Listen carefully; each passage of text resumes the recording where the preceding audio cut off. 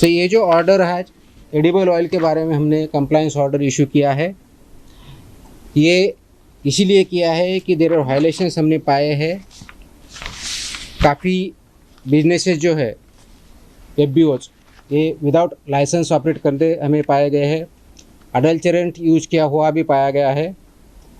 सब standard oil exceeding जो additives है उसके वैल्यू के ज़्यादा भी इसमें पाया गया है। रीलेबलिंग, रीपैकेजिंग, नियर एक्सपायरी ऑयल ये भी हमने खोजा है। और use of non grade packaging material ये भी हमारे फाइंडिंग्स है।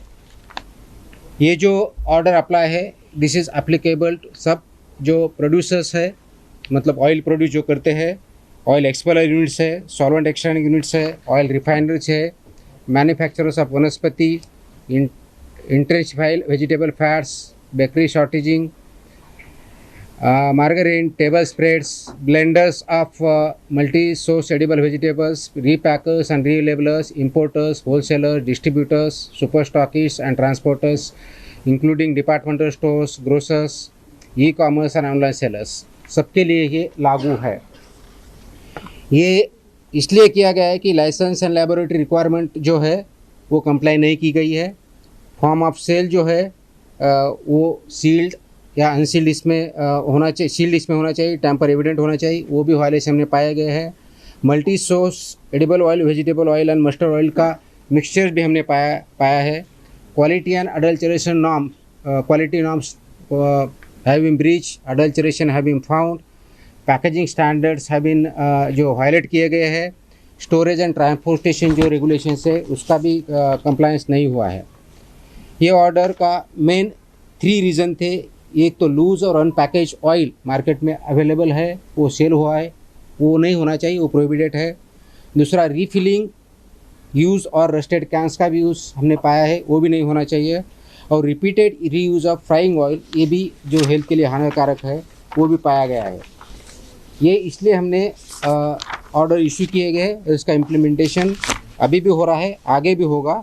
सबसे ज़्यादा इम्पॉर्टेंट ये जो FBOs इसमें रजिस्टर्ड है वो इम्प्लीमेंटेशन करना चाहिए, कंप्लायंस करना चाहिए। FDA ने इसका स्ट्रिक्टली इन्फोर्समेंट करना चाहिए। और नागरिक जो है, सिटीजन जो है, उन्होंने इस हिसाब से ही खरीदना करना चाहिए। जो लूज़ एडिबल ऑयल है वो परचेस नहीं करना चाहिए, यूज़ नहीं करना चाहिए। पैकेज